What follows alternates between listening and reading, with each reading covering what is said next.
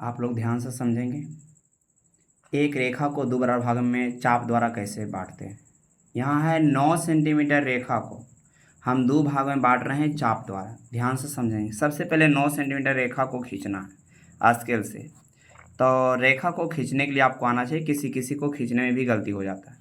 आपको यहाँ क्या करना है कि 0 जहाँ लिखा हुआ अंकित है वहीं से खींचना है। कांच थोड़ा सा आगे भी है तो वहाँ से नहीं खींचना है, यहीं से खींचना है। 9 सेंटीमीटर रेखा खींचना है। अब इसमें 9 सेंटीमीटर हम रेखा खींचेंगे तो यहाँ से आप स्केल लगाएंगे और 9 सेंटीमीटर रेखा नीचे खींच लेंगे। ये आपका 9 सेंटीमीटर हो गया। यहीं पर आपको 9 सेंटीमीटर हो गया। ये हम 9 सेंटीमीटर रेखा खींच लें। ऊपर का छोर का नाम ए लिख लेंगे, नीचे के छोर का नाम बी लिख लेंगे और किसी एक छोर पर चाप का नोक रखना है। ये चाप का नोक किसी एक छोर पर रखना है। हम मान लें कि छोर बी पर रखे हैं चाप का। अब इसको आधा से ज़्यादा अनुमान लगा के फैलाना है, आधा से ज़्यादा अनुमान लगा के, और इस चाप को एक बार इधर काटना है और इसी चाप को एक बार उठाकर इधर काटना है और इस चाप को ना छोटा करना ना बड़ा करना। फिर इसको बी ए पर रखना है और ए पर रख कर इस चाप को ए पर रख कर फिर इसको इधर से काटना है। एक बार इधर काट लेना, एक बार इधर।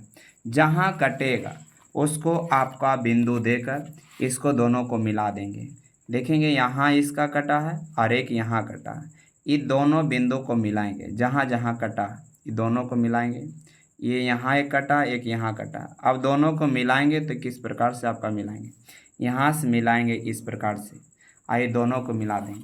अब जब ये दोनों को मिलाएंगे, जहाँ आपका कटा है वहाँ पर एक मध्य बिंदु मापेंगे और दोनों को लंबाई को नाप लेंगे।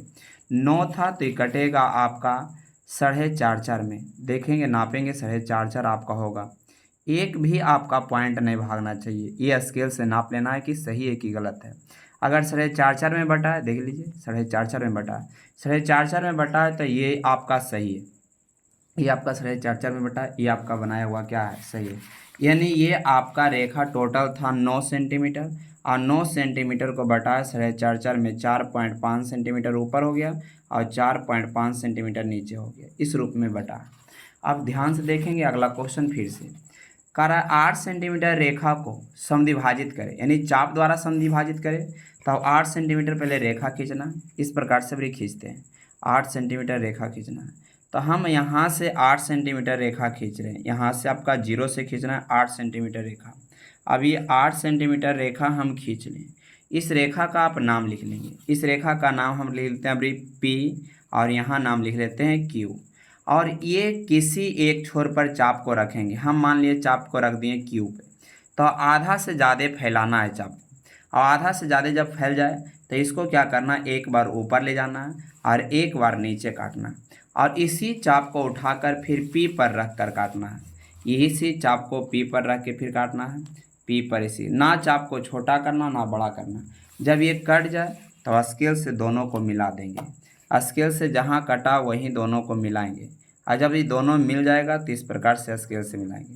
यानी टोटल था 8 सेंटीमीटर तो ये बटा होगा 4 सेंटीमीटर इधर और 4 सेंटीमीटर इधर बटा होगा।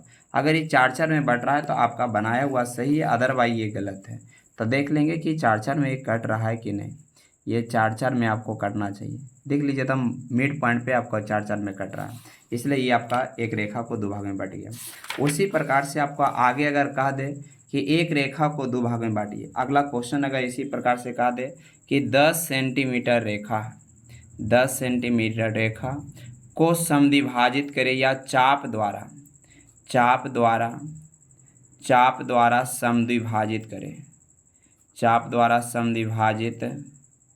समद्विभाजित करें। तो अब 10 सेंटीमीटर पहले रेखा खींचना।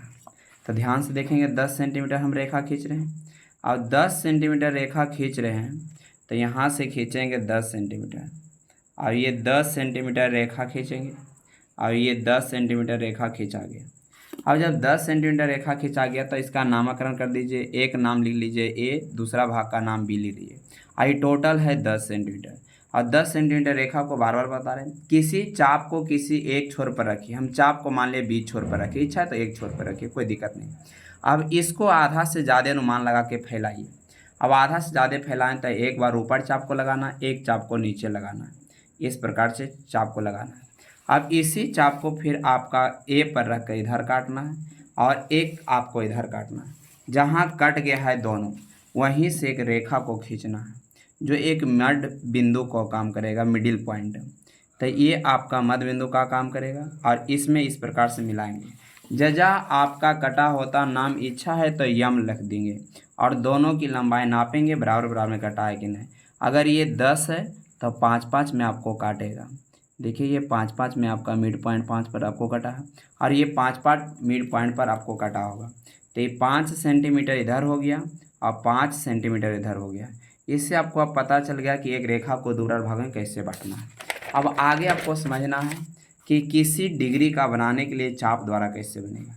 जैसे अभी हम छोटा छोटा डिग्री चल रहे हैं, 30 डिग्री का, आपका 60 डिग्री का, 90 डिग्री का, 120 डिग्री का और 100 आपका 50 डिग्री का और 180 डिग्री का चाप द्वारा कैसे बनता है। ध्यान से देखें, 30 degree, 60 degree, 90 degree, 120 degree, 150 degree, 180 चाप द्वारा कैसे बनता है। ध्यान से देखें, सबसे पहले एक आपका रेखा खींचना और एक रेखा खींचकर इसको चाप से अथी करना है, स्केल से आपका करना है। यहाँ से ध्यान से देखेंगे, एक स्केल से एक रेखा पहले आप खींच लीजिए। एक रेखा मान लिया हम खींचते हैं यहाँ से, तो एक रेखा आप खींच लीजिए, कितना लंबा उससे कोई दिक्कत नहीं, बिना लंबाई को नाप ले हुए एक आपको खींच रहे हैं स्केल से एक रेखा यहाँ से हम खींच लें और इस स्केल से जहाँ आपका छोर है वहाँ से यहाँ पे आपको लगाकर इसको एक आपका चाप खींचिए। इस प्रकार से हम छोर को लगाएं और इस प्रकार से आपको ये आपका मिलाएं और यहाँ से एक बार घुरा दिए, चाप को यहाँ रख के एक बार हम इस प्रकार से घुरा दिए और इसी चाप को उठा कर ना छोटा करना ना बड़ा, जहाँ से आप स्टार्ट किए वहाँ से काटेंगे। एक बार काटेंगे तो कटेगा 60, दोबारा आप काटिएगा तो कटेगा 120। इस प्रकार से आपका कटते जाएगा, यहाँ तक आप